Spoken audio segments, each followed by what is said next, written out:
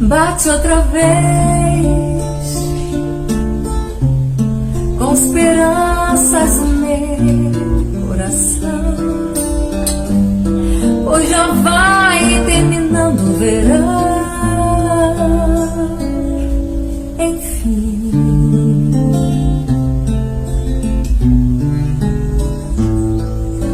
volto ao jardim com a certeza que devo chorar, pois bem sei que não queres voltar para mim.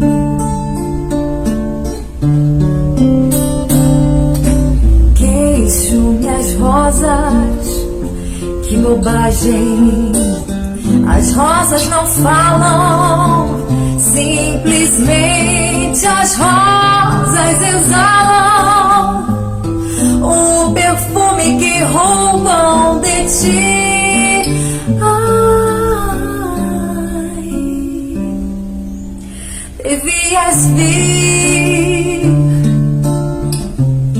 para ver os meus olhos tristonhos, e quem sabe sonhavas meus sonhos por fim, por fim.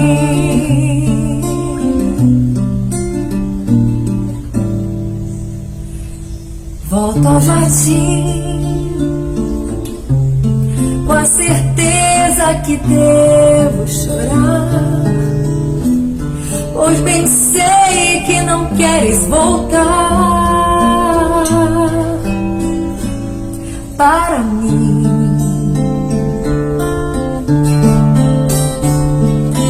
Queixo-me as rosas, mas que bobagem, as rosas não falam, simplesmente as rosas exalam o perfume que roubam de ti.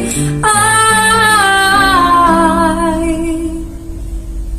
devias vir para ver os meus olhos tristonhos, e quem sabe sonhavas meus sonhos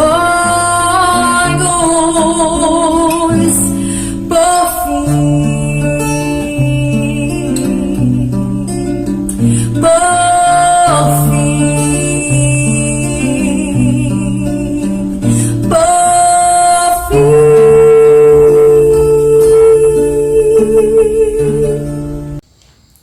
Olá, tudo bem com vocês? Espero que sim, espero que estejam bem, que estejam em paz. Esse é o desejo do nosso coração. E a gente começa expressando a gratidão por mais uma oportunidade de participarmos das atividades do Tio Armindo, mandando um abraço, um beijo no coração para quem está nos assistindo, e com o desejo, com a esperança de partilharmos não apenas as reflexões, mas também os conteúdos positivos, impregnados de bons sentimentos, que possam ultrapassar as barreiras da distância e assim alcance cada espaço onde nos encontramos. Que estejamos sempre envolvidos pelas boas energias da espiritualidade maior. Esse é o desejo de todo o nosso coração. Ainda mais para falarmos sobre um tema tão especial e ao mesmo tempo um tema difícil, que é a consciência. Esse anseio, esses desejos que nós manifestamos decorrem da possibilidade que temos de manifestar uma experiência consciente. Mas do que se trata mesmo a consciência? É algo que às vezes a gente pergunta e parece que já temos uma resposta pronta, que já temos assim um conhecimento, mas verbalizar isso,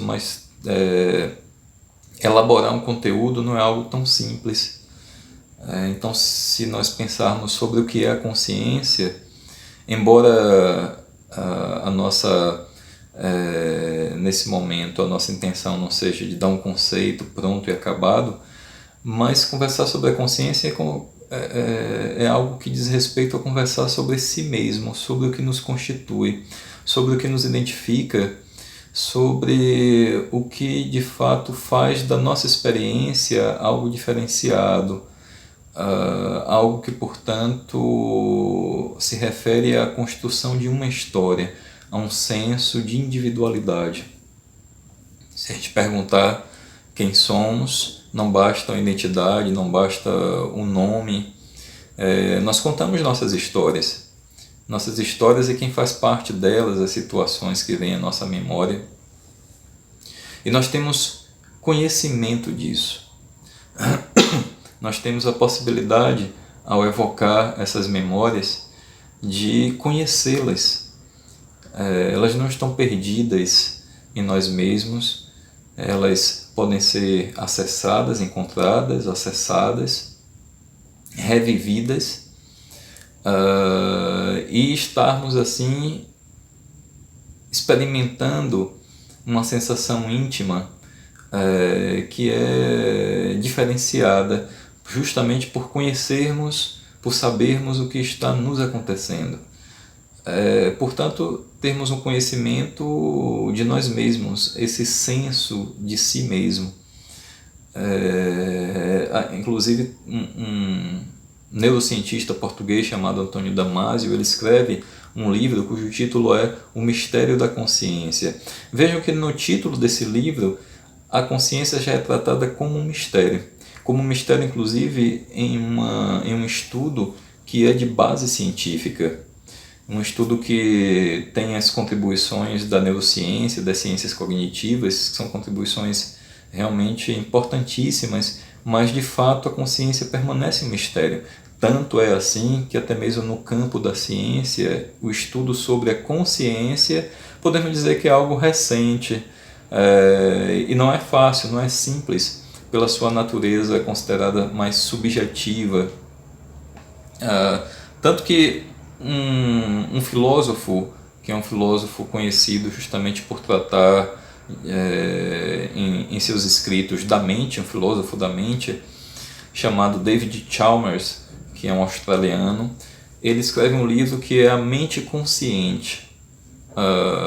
E ele vai dizer, tem um trechinho aqui que eu separei, ele vai dizer: a existência da experiência consciente escapa às abordagens reducionistas da consciência. A consciência é uma propriedade não física do mundo. Vejam só, há duas informações aí que são interessantes para pensarmos sobre o quanto é misterioso esse tema. Embora ele esteja tão presente em nossas vidas, embora a consciência seja justamente o que nos constitua, que nos permita pensar sobre nós mesmos, nos identificarmos, termos assim um senso pessoal de individualidade.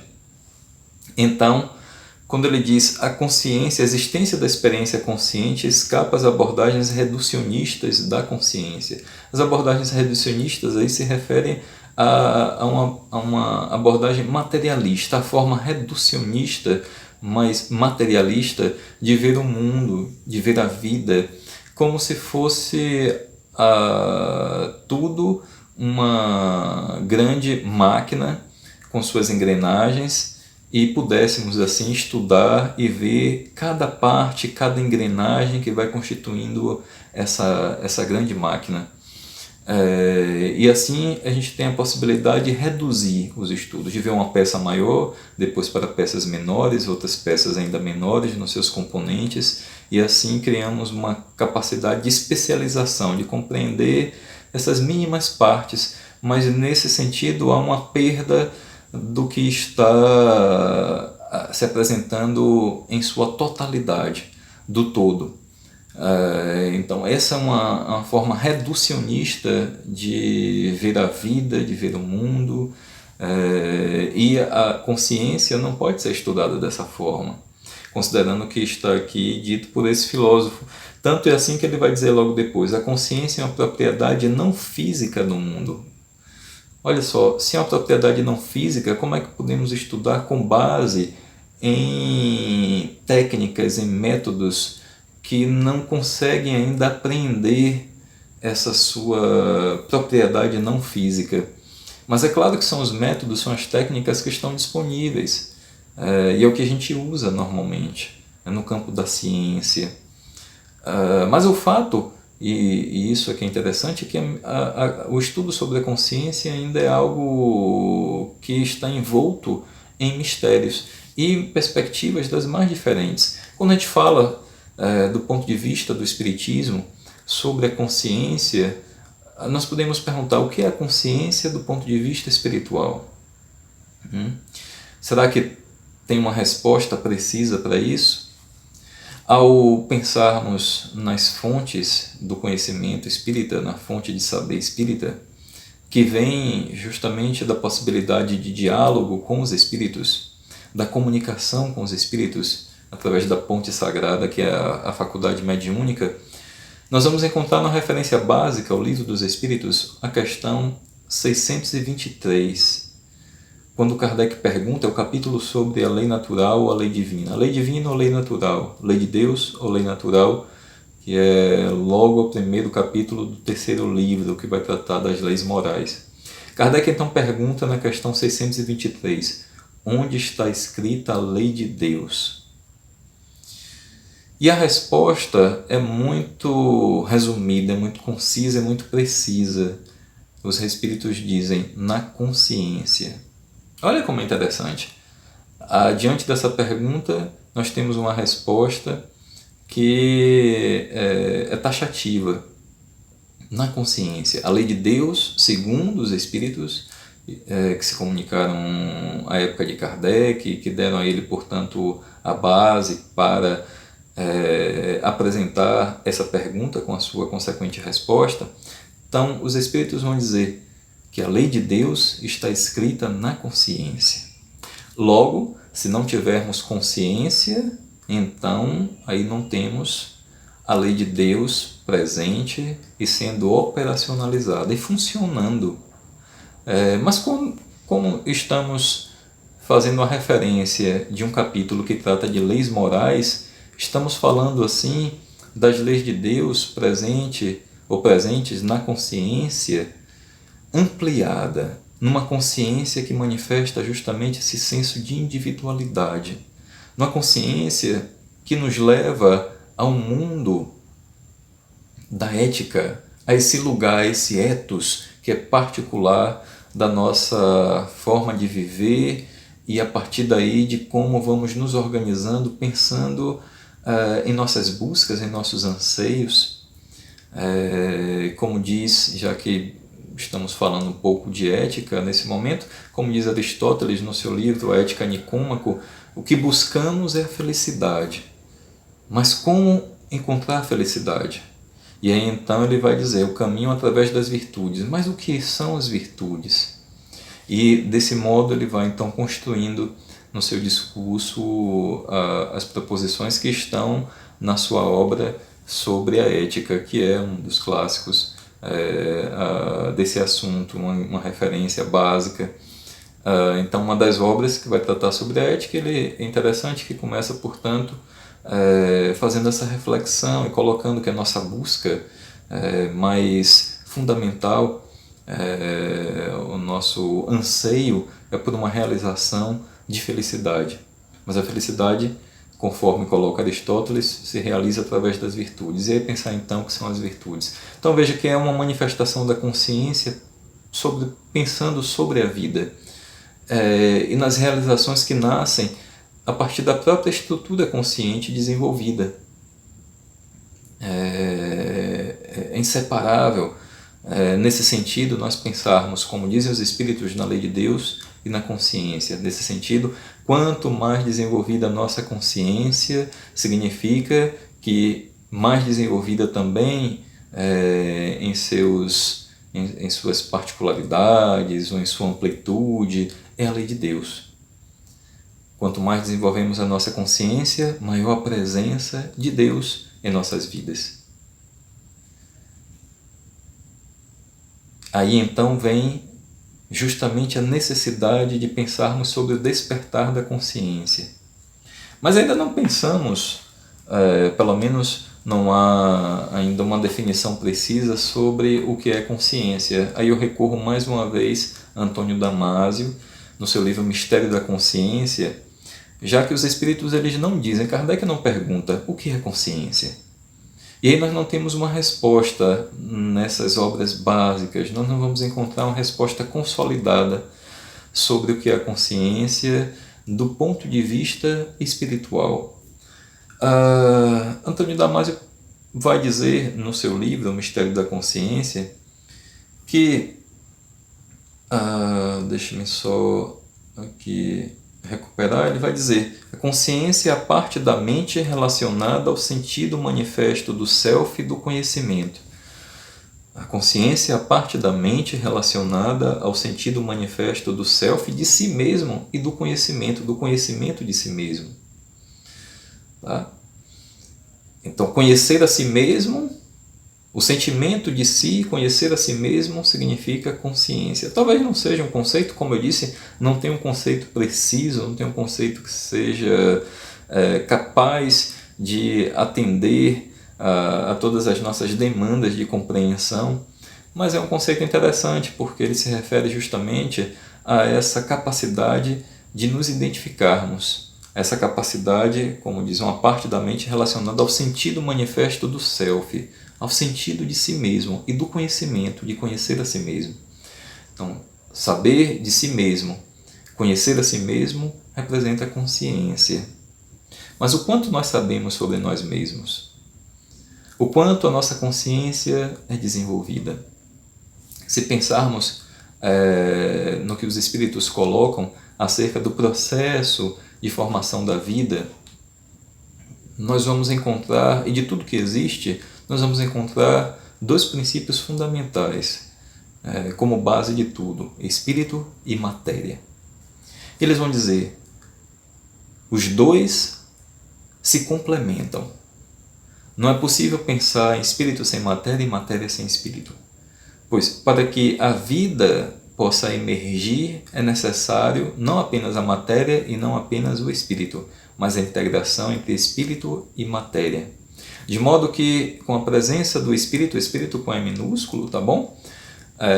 O espírito como princípio inteligente, é assim que eles classificam. Olha, se é um princípio inteligente, um princípio de inteligência, traz consigo um potencial de desenvolvimento desse princípio para que ele se amplie. Como é de inteligência, se refere a algo de natureza mental.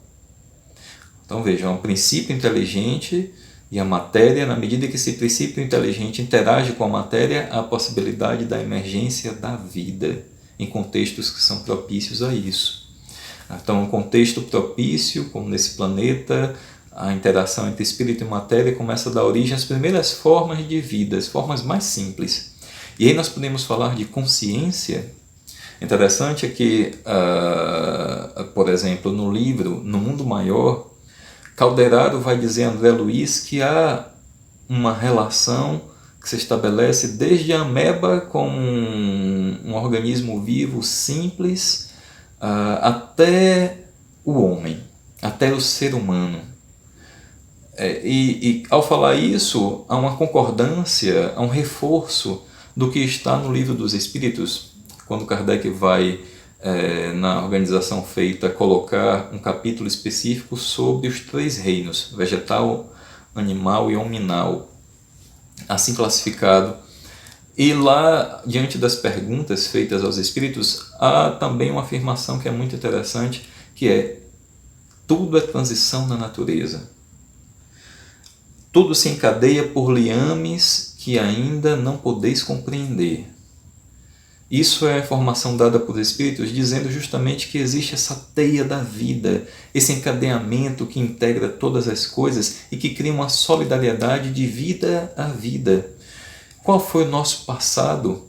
Aí podemos pensar no passado até numa perspectiva reencarnacionista, considerando vidas que tivemos como homem, como mulher, uma condição, portanto, de experiência humana. Mas em um passado ainda mais recuado, um passado que se refere à manifestação das espécies mais diferentes de animais, dos organismos vivos.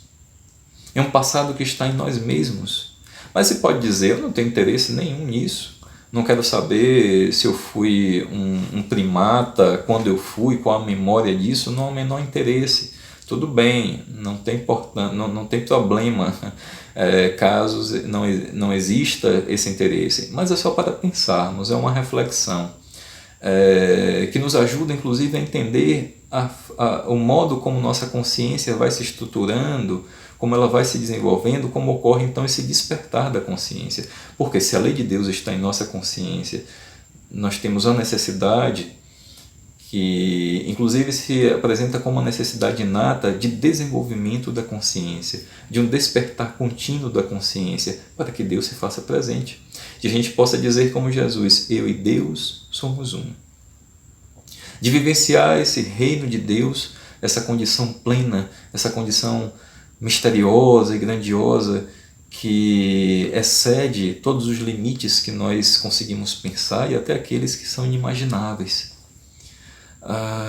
Então, é importante compreendermos esse processo de formação da consciência. Afinal de contas, somos os únicos seres conscientes que existem. Um cachorro, um gato, por exemplo, os nossos pets, eles são conscientes também?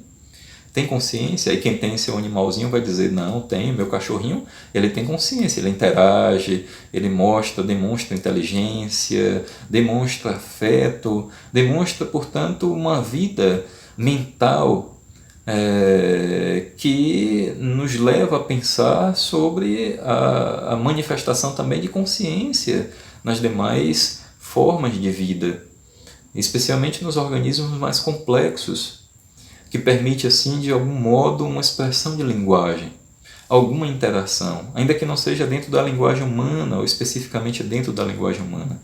Então, os bichinhos também têm a sua consciência. Então, neles também se operacionaliza a lei de Deus está presente. Podemos dizer que a lei de Deus, se ela também é a lei natural, está presente em todas as coisas, como lei natural, em tudo que existe. Mas quando se refere ao plano da ética, aí nós estamos já falando de uma manifestação desenvolvida de consciência. Não da mesma forma como acontece na experiência humana, a experiência dos animais, há uma manifestação de consciência que não precisa e que não leva, pelo menos dentro do que podemos observar, a uma mesma condição ou ao mesmo universo de vivência relacionado à ética, ao mesmo ethos, ao mesmo lugar que faz justamente com que pensemos sobre conceitos de liberdade, de responsabilidade, de valores, de felicidade, da busca de felicidade, do que das virtudes como caminho para essa busca e do que são as virtudes. Então, pensar sobre essa manifestação da consciência que vai nos constituindo nas diversas experiências de vidas ao longo do tempo do espírito, é algo que nos ajuda nesse processo do despertar da consciência. Vejam só, em uma obra cujo título é Árvore do Conhecimento, os autores, que são Humberto Maturana e Francisco Varela, eles vão dizer, por exemplo, que a linhagem de hominídeos a qual pertencemos tem mais de 15 milhões de anos. No entanto, não foi senão há cerca de 3 milhões de anos que se consolidaram os traços estruturais essencialmente idênticos aos atuais. O que isso quer dizer? Veja, nossa linhagem de hominídeos, a linhagem de hominídeos a qual pertencemos, remonta a mais de 15 milhões de anos. Mas há pouco mais de 3 milhões é que nós vamos encontrar nesses hominídeos, traços estruturais essencialmente idênticos aos atuais, ao que nós temos hoje. Um deles, a mudança de postura, a postura ereta e o andar na condição bípede. Quer dizer, já não é mais aquela postura dos animais que andam com as 4 patas, que assumem a postura que não é a postura ereta, que ficam normalmente de 4, que não, ainda que seja eventualmente, que façam, portanto, uma locomoção bípede, mas não é algo habitual. Não existe uma postura ereta. Entre os primeiros símios, aí nós vemos inclusive aquelas imagens da evolução, né, que tem um primeiro hominídeo que é muito parecido com, muito similar a um primata, um macaco, e aí vamos vendo assim uma fileira até chegar ao homem na sua condição ereta, até chegar na postura ereta e no desenvolvimento do crânio, na mudança estrutural do corpo. Essa postura ereta, vejam, contribuiu também para o despertar da consciência. Uma mudança que foi se estabelecendo no corpo contribuiu para o despertar da consciência. Inclusive, se pensar que esse despertar da consciência envolve também a nossa vivência afetiva, o que está no campo de nossas emoções. O despertar da consciência não é um processo racional, como se costuma pensar. Despertar a consciência não é só passar por um processo formal de escolarização, de educação, de ter títulos acadêmicos, de ter, como se costuma pensar, um conjunto de saberes tradicionais que estão presentes dentro das academias, que são referenciados, enfim, não se trata apenas disso.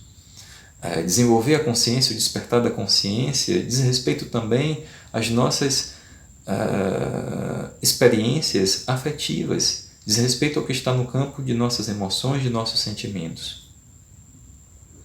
Logo, o despertar da consciência se refere a um campo mais amplo das nossas próprias vivências, do que sentimos, do que chega aos nossos sentidos, através que se manifesta como percepção, como mexe com os nossos sentimentos, como vai assim sendo elaborado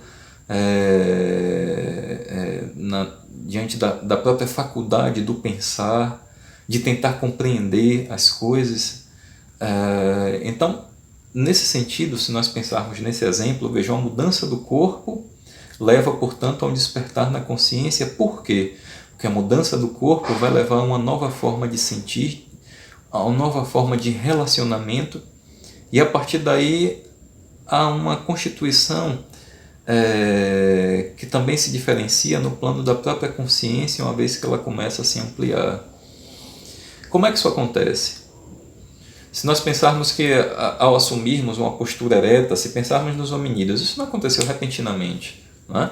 Mas se pensarmos que na medida que foi sendo assumida uma postura ereta, começaram a andar com os dois pés, a forma de interação muda também. Veja, o contato do corpo um com o outro também muda. Se pensarmos do ponto de vista das relações sexuais, das relações amorosas, entre os primeiros hominídeos que tinham uma condição muito parecida com os primatas, essa vida sexual era muito ainda animalizada, como se costuma dizer. Do mesmo modo como acontece entre animais que têm essas características.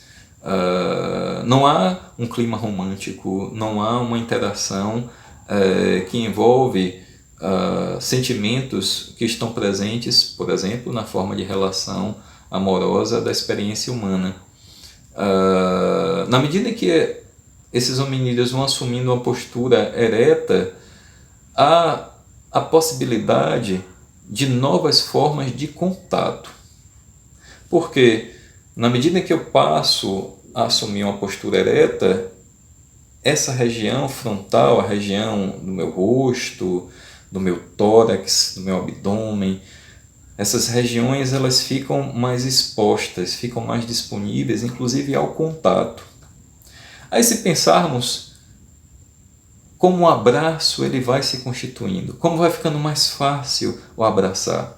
E ao abraçar, novas zonas do corpo passam a entrar em contato. Em um contato que começa a ganhar tonalidades afetivas. Em um contato que vai caracterizando aos poucos, ao longo do tempo, o que nós chamamos de abraço. Algo que sentimos tanta falta diante desse contexto de pandemia. A vontade de abraçar, de tocar.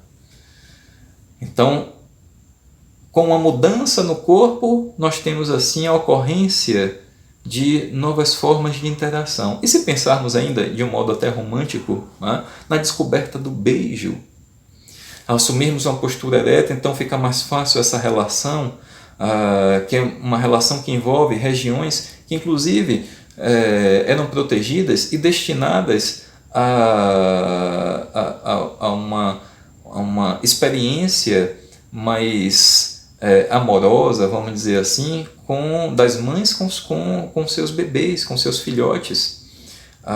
Na medida que os filhotes eram acolhidos e são acolhidos no colo, amamentados na experiência dos mamíferos, então essa região diante da maternidade representa justamente uma região de afetividade.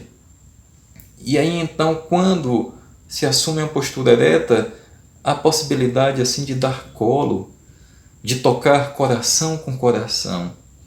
Isso vai mexendo com os sentidos e passando a modular as emoções, suscitando assim uma experiência nova, que vai levando a uma nova forma de sentir e a partir daí uma nova forma de pensar, uma nova forma de interagir. E aí, voltando ao beijo, imagine então quando acontece nessa interação face a face, de olhar nos olhos, a descoberta do toque de uma boca na outra, como uma zona erógena, como uma zona não só de prazer, mas que leva a uma nova sensação. E veja, a partir daí vai levando também uma nova forma de interação, porque a nova sensação vai provocando, como disse, uma mudança, vai modulando as emoções, vai levando a uma nova forma de sentir, uma nova forma de pensar e assim a uma nova forma de se relacionar.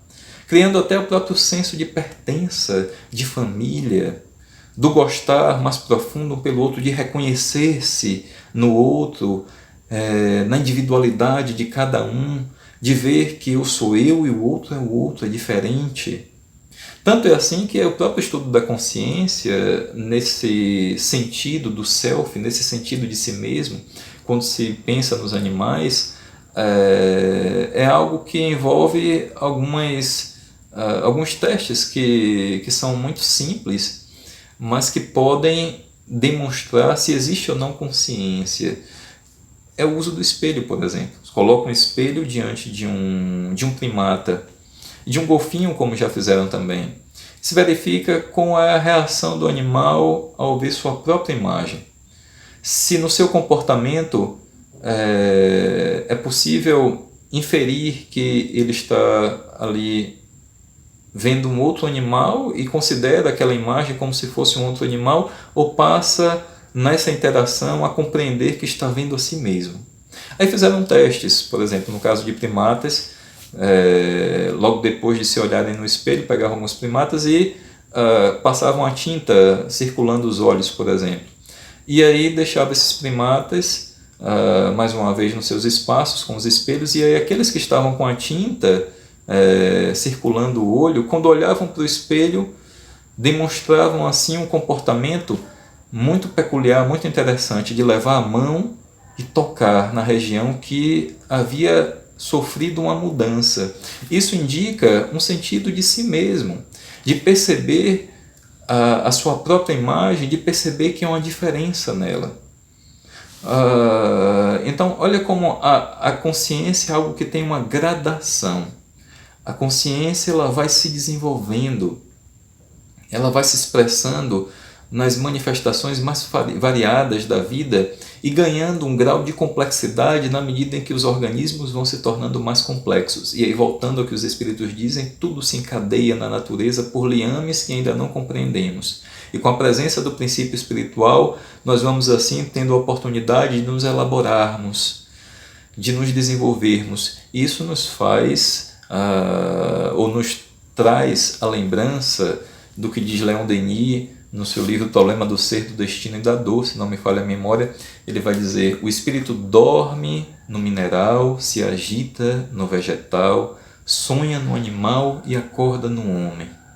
E aí há um acréscimo, né? Se planifica no anjo, no espírito superior. Mas enfim, é uma frase que traz assim essa gradação, que traz justamente essa perspectiva da elaboração do próprio espírito no desenvolvimento da sua consciência até chegar a uma consciência ampliada, uma consciência que permite essa vivência no mundo de valores, que nos leva a pensar sobre a necessidade de compreendermos o que somos e, a partir dessa compreensão, de criarmos condições que sejam melhores, que entendemos como melhores, que sejam mais propícias à própria manifestação da vida. Daí a ocorrência da lei de Deus.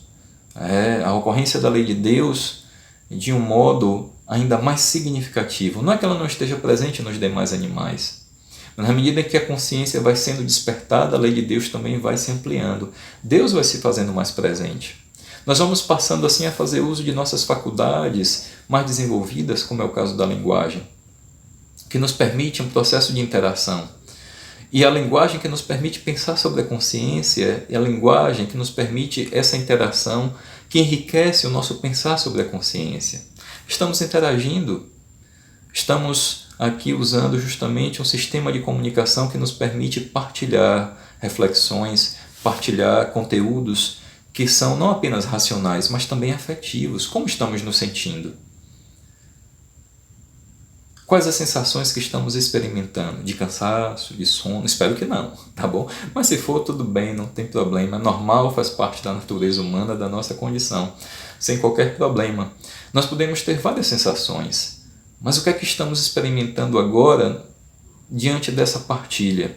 É um tema que interessa. Pensar sobre a consciência é algo que, de fato, se torna necessário diante do nosso viver cotidiano.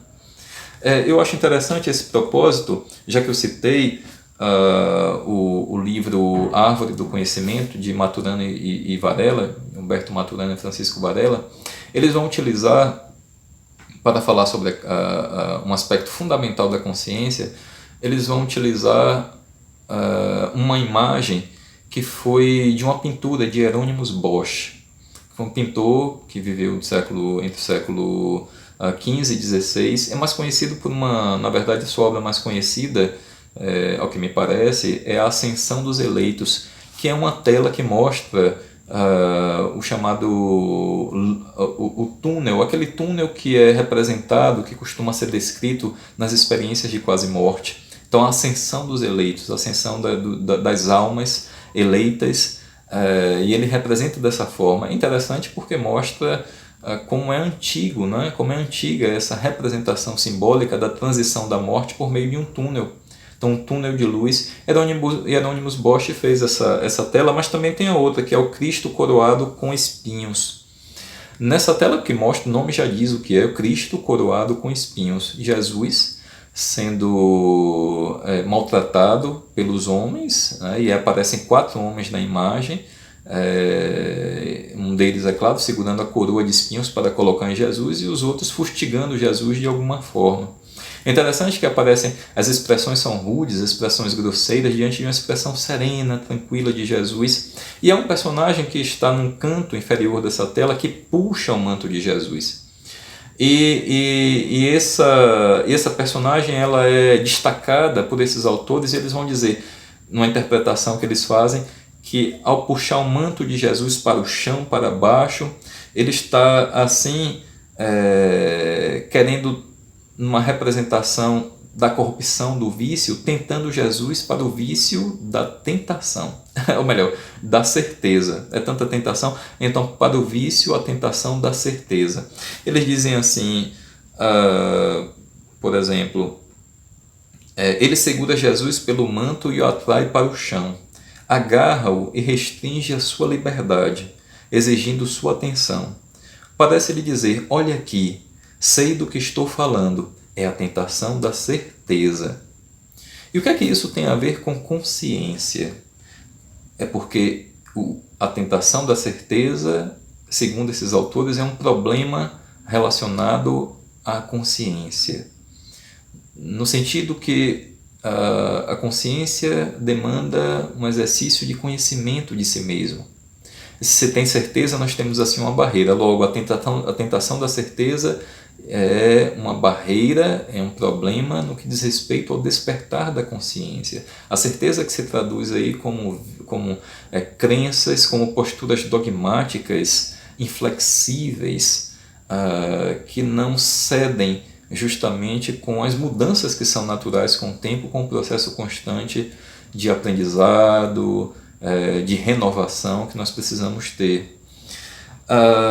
E então eles dizem algo que é muito interessante. A situação especial de conhecer como se conhece é tradicionalmente superficial em nossa cultura, centrada na ação e não na reflexão.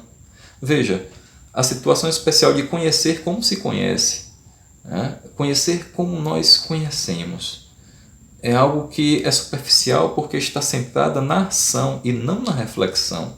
E o que é reflexão? Aí eles vão dizer o seguinte: a reflexão é um processo de conhecer como conhecemos, um ato de nos voltarmos sobre nós mesmos, a única oportunidade que temos de descobrir nossas cegueiras, de descobrir nossas limitações. Em que ponto nós somos cegos? Não estamos enxergando. E Jesus diz de uma forma muito interessante: é preciso ter olhos de ver, que nos liberte assim de uma cegueira. Uma cegueira, portanto, que se refere a essa limitação, a restrição da consciência. Então, é a única oportunidade que temos de descobrir nossas cegueiras e de reconhecer que as certezas e os conhecimentos dos outros são, respectivamente, tão nebulosos e tênues quanto os nossos. Se não for assim, nossa vida pessoal geralmente é cega a si mesma, como eles dizem. E a cegueira aí está relacionada à perda da visão, e de uma forma simbólica isso se refere também a uma restrição de nossas consciências. Veja, por exemplo, na trilogia tebana, são 3 livros na cultura grega antiga, Édipo Rei, Édipo Antígona, Édipo Rei, Édipo em Colono e Antígona, são as obras de Sófocles. Nessa obra eu vou falar rapidamente, por conta do nosso tempo.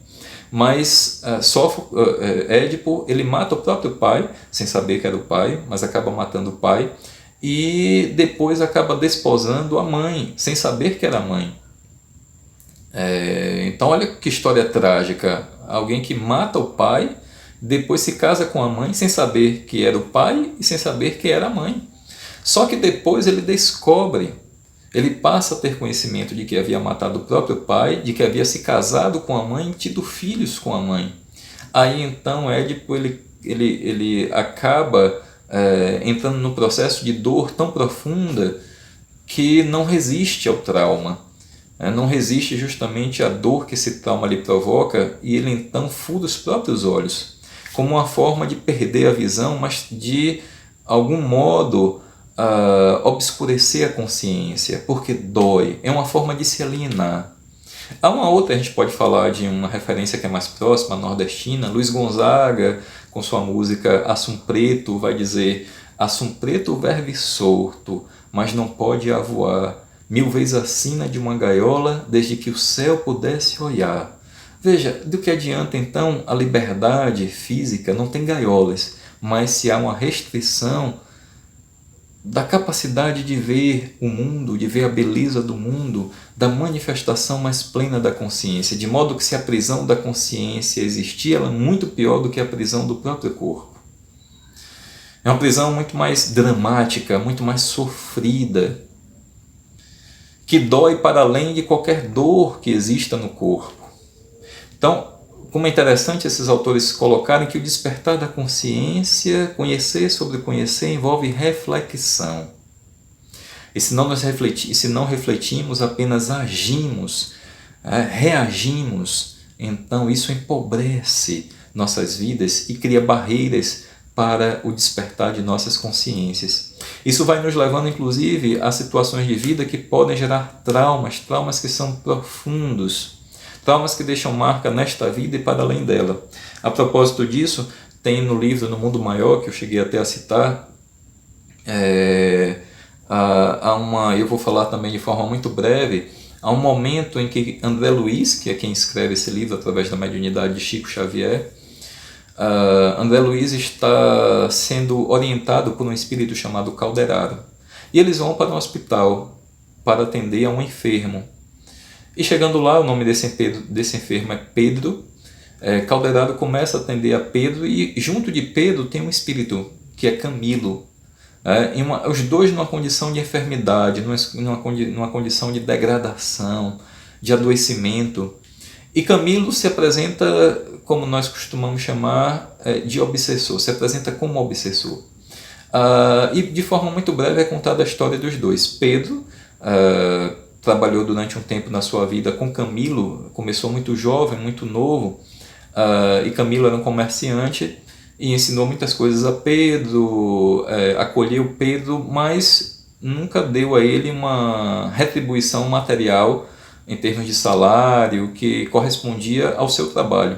De modo que Pedro, quando cresce, ele se revolta diante disso e vai cobrar de Camilo. Camilo não gosta, os dois se discutem. Pedro então acaba sendo tomado pela raiva. Olha aí o perigo no que diz respeito a uma reação, a uma incapacidade de refletir e assim de ter a consciência daquilo que nós estamos fazendo, onde está presente a manifestação das leis de Deus. Aí nós reagimos, deixamos então seguir o curso tortuoso das paixões e Pedro mata Camilo. Isso então cria uma situação trágica para os dois. Camilo, é claro, morre e diante disso com a mágoa e sentindo um desejo de vingança e acaba ficando preso a isso que lhe acontecera. E Pedro acaba se aproveitando dos próprios bens de Camilo, mas tenta levar uma vida digna, se casa, tem filhos, se afunda no trabalho, até como uma forma de escapar das cobranças que estão presentes em sua consciência e da perseguição de Camilo, mas não consegue. Pedro e Camilo assim se apresentam como almas enfermas, doentes, num cenário de limitação, de cegueira perante suas próprias consciências. É isso que acontece. André Luiz e Calderaro ajudam, mas chega um momento que Calderaro diz assim: não podemos fazer mais. É preciso alguém que vá além do que nós podemos. E além do que podemos é algo que se refere a uma capacidade de amar mais desenvolvida do que a que temos. Olha aí, vamos lembrar que a consciência não é só razão, é emoção, de modo que não se pode separar consciência de emoção. E no processo de desenvolvimento da vida, nós temos assim, como foi dito de uma forma muito breve, essa necessidade de que as experiências que tocam nossos sentidos possam justamente ressignificar nossas emoções, suscitar uma nova forma de sentir e assim uma nova forma de pensar. Assim a consciência vai, por sua vez, sendo despertada. Logo, os sentimentos, as emoções e sentimentos não podem estar dissociados do despertar da consciência. Então, Calderaro diz a André Luiz: nós temos limites, nós precisamos de alguém que tenha aprendido a amar de forma mais plena. E aí aparece Cipriana. E Cipriana é descrita como a portadora do divino amor fraternal, que eles ainda não adquiriram. Olha a condição de Cipriana, a portadora do divino amor fraternal. E ela então vai em direção àquelas duas almas enfermas e, pela força do amor, ela consegue tocar os dois. Ela consegue justamente despertar a consciência daqueles que estavam embrenhados em suas próprias enfermidades morais, que estavam mergulhados no desespero diante dos traumas que decorreram da própria cegueira, de uma cegueira que nasceu como fruto da incapacidade momentânea de refletir, da forma de reagir que inviabiliza a manifestação da consciência onde está a lei de Deus. Então, pela força do amor, Cipriana conseguiu justamente trazer os dois a essa condição do despertar na medida em que foram compreendendo suas carências, compreendendo seus traumas. Veja, é um processo, portanto, de compreensão, de conhecer a si mesmo, mas pelas vias sagradas do amor. Do amor que transforma, que resgata, que livra, desse amor fraterno, desse divino amor fraterno. E tanto é assim que a própria Cipriana vai dizer: nunca é tarde para levantar o coração e curar a consciência ferida. Nunca é tarde para isso. É sempre tempo. E é o que nos diz assim Cipriana, os dois. E para concluir, por conta do nosso tempo, há uma frase muito significativa e profunda de um poeta indiano chamado Rabindranath Tagore. Tagore vai dizer: a falta de amor é um grau de imbecilidade, porque o amor é a perfeição da consciência. Esse amor pleno, esse amor desenvolvido, esse divino amor fraternal de que era portadora Cipriana, nós vamos em direção a isso. Nós vamos justamente nesse processo constante de despertar da consciência. Podemos, em nossa condição atual, pelo grau de desenvolvimento da consciência, fazer escolhas. Podemos usar cada vez mais o nosso livre-arbítrio para que o nosso despertar ele venha de um modo, portanto, que seja escoimado de tanto sofrimento. Porque o sofrimento não é uma necessidade absoluta. Nós não precisamos aprender apenas através de nossos erros, não precisamos despertar as nossas consciências pelas vias tão fustigantes, tão dolorosas dos erros, dos vícios, que enlouquecem, que desnaturam, que adoecem. Então podemos seguir vias que sejam mais amenas, por vias que sejam, portanto, mais propiciadoras de uma condição harmoniosa, pacífica, nesse processo constante de despertar de nossas consciências, que envolve nossos sentimentos, que envolve esse despertar do amor. E é algo que precisa ser exercitado em nossos convívios, em nossas interações, como reagimos diante das situações cotidianas da vida, como vamos refletindo e dando oportunidade assim de elaborar novas formas de interação que nos suscitem novas formas de sentir, novas formas de pensar, que nos libertem da tentação da certeza, das posturas dogmáticas que tanto aprisionam e levam a uma cegueira perante a lei de Deus, uma cegueira da consciência, porque impedem a manifestação plena de todo o potencial que nós trazemos conosco. Então daí a necessidade desse despertar constante da natureza. E como eu disse, meu tempo já está no limite e eu aproveito só esses instantes finais para agradecer a paciência da escuta, para agradecer pela bondade de considerar as possíveis faltas que aqui cometemos e, é claro, a bondade também de, nessa escuta, acolher um pouco, não só de nossas reflexões, mas também do nosso sentimento de gratidão, do nosso sentimento de irmandade. E isso é algo que traduzimos em uma oração simples, uma oração feita assim, falada.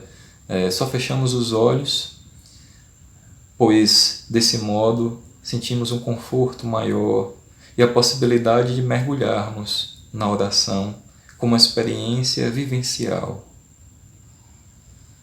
Para fazermos da oração o pão espiritual que alimenta a vida, e assim que nossa oração seja esse pão espiritual que nos alimente dos anseios por paz, das súplicas por força diante dos fardos que ainda carregamos,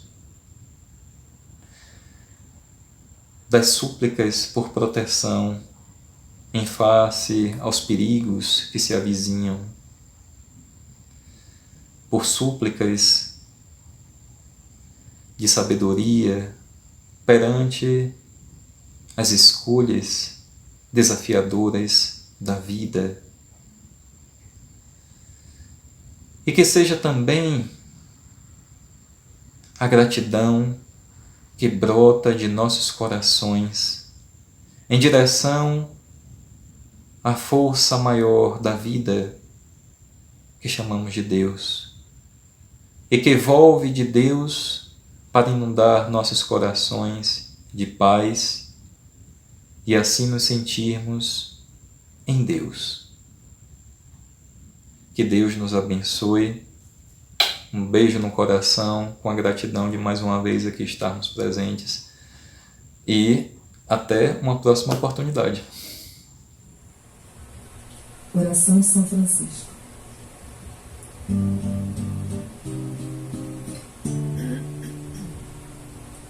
Senhor, fazei-me instrumento de vossa paz. Que onde houver ódio, eu leve o amor. Onde houver ofensas, que eu leve o perdão. Onde houver discórdias, que eu leve a união. Onde houver dúvidas, que eu leve a fé. Onde houver erros, que eu leve a verdade. Onde houver desespero, que eu leve a esperança. Onde houver tristezas, que eu leve a alegria.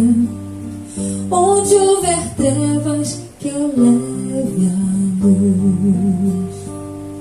Ó Mestre, fazei que eu procure mais consolar que ser consolado, compreender que ser compreendido, amar que ser amado, pois é dando que se recebe, é perdoando que se é perdoado, e é morrendo que se vive para a vida eterna.